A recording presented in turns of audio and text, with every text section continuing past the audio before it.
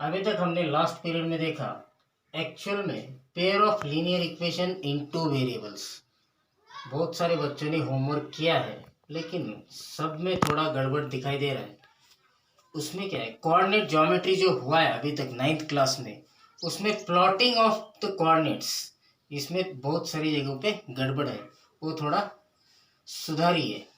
ठीक है, अभी नेक्स्ट बीट हम जो देखने वाले हैं, solution of pair of linear equation in two variable, वो किस तरह से हम उन दो इक्वेशंस का सॉल्यूशन निकालते हैं। एक्चुअली सॉल्यूशन मतलब होता क्या है, दो लीनियर इक्वेशन क्या होती है, a1x plus b1y plus c1 equal to 0, a एक इक्वेशन है। सेकंड इक्वेशन जो है a2x plus b2y plus c2 equal to 0। Actually होता क्या है, ये कोई भी दो इक्वेशन है, इनका सॉल्यूशन मतलब क्या होता है, हमें दो ऐसी वैल्यूज निकालना है एक्स एंड वाई की, वेरिएबल की वैल्यू हम फाइंड आउट करना है जो एक्स एंड वाई की वैल्यू ये दोनों इक्वेशन को सेटिस्फाई करनी चाहिए, उसको कहा जाता है solution of the given linear equation. Already मैंने डिस्कस किया है लास्ट पीरियड में, लीनियर इक्वेशन का जो ग्राफ होता है वो एक स्ट्रेट लाइन होता है। और ये सॉल्यूशन कैसे निकालते हैं, तो किसी भी दो लीनियर इक्वेशन का सॉल्यूशन निकालने के दो तरीके होते हैं। एक तरीका है graphical method,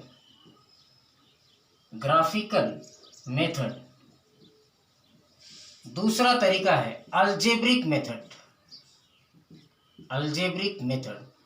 already graphical method हमने डिस्कस किया है, उसमें होता क्या है, एक्चुअली हम क्या करते हैं, एक्स एंड वाई दो एक्सिस ड्रॉ करते हैं।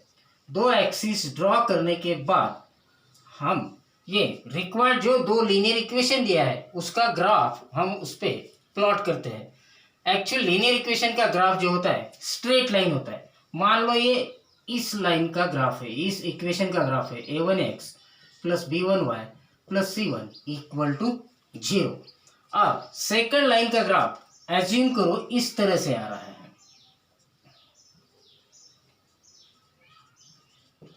इस लाइन का इक्वेशन है a2x plus b2y plus c2 equal to 0।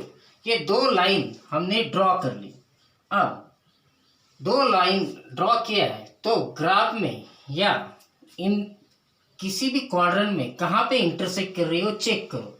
ये दो लाइन इस पॉइंट पे इंटरसेक्ट कर रही है एक दूसरे को, मतलब उसका मीनिंग क्या होता है, इन दोनों लाइन में सिर्फ एक ही पॉइंट कॉमन है।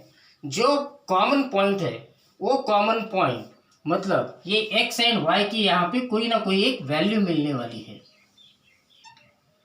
मान लो एज्यूम करो ये एक्स वाई है, तो ये एक्स वाई की कोई भी जो वैल्यू है इस दोनों में इक्वेशन में अगर हम पुट करेंगे तो हमें आंसर 0 ही आना चाहिए, राइट हैंड साइड ही आना चाहिए। तो ये होता है इन दो लीनियर इक्वेशन का सॉल्यूशन। अगर दो लाइन एक दूसरे को एक ही जगह पे इंटरसेक्ट करती है तो हमें एक ही सॉल्यूशन मिलता है, मतलब दोनों लाइन में एक ही कॉमन पॉइंट है। अगर मान लो एज्यूम करो दोनों लाइन एक दूसरे के ऊपर ओवरलैप कर रही है, मतलब दो कोइंसाइडिंग लाइंस है, तो कोइंसाइडिंग लाइंस में अगर कहीं का भी आप पॉइंट ले लोगे एक्स वाई, तो वो दो कहीं का भी पॉइंट मतलब इन्फिनिटी ऑफ पॉइंट्स क्या करते हैं, दोनों इक्वेशन को सेटिस्फाई करते हैं। ये होता है दो लाइन जब कोइंसाइड करती है। बहुत बार ये दोनों लाइन क्या होती है, इस तरह से ड्रॉ की वैल्यू हमें ऐसे मिलती है, इसका रिप्रेजेंटेशन ऐसा होता है। मतलब क्या है, ये दोनों लाइन एक दूसरे को पैरेलल है, मतलब कोई भी अगर होगा तो इसका सॉल्यूशन निकाल ही नहीं पाएगा। मतलब इसमें ये दो लाइन पैरेलल है, मतलब कहीं पे भी दो लाइन एक दूसरे को इंटरसेक्ट करने वाली नहीं है, मतलब इन दोनों का कोई भी पॉइंट कॉमन नहीं है, मतलब इन दो पैरेलल कंडीशन में ऐसे इक्वेशन का सॉल्यूशन नहीं मिलता, तो इसको नो सॉल्यूशन कहा जाता है। इसमें इन्फिनिटी सॉल्यूशन मिलते हैं और इस कंडीशन में एक सॉल्यूशन मिलता है। ये होती है ग्राफिकल मेथड। अब सिमिलरली नेक्स्ट मेथड जो है अलजेब्रिक मेथड।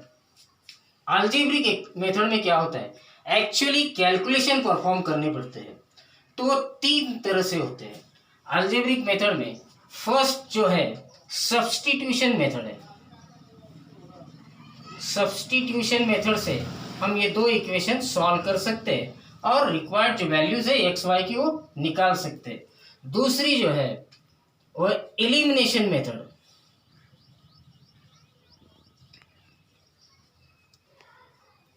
थर्ड जो मेथड है वो मेथड है क्रॉस मल्टीप्लिकेशन मेथड।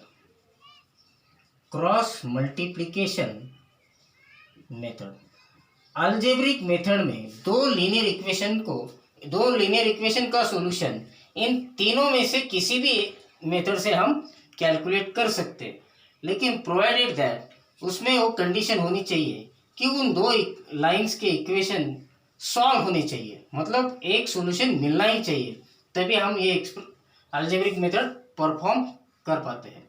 ओके।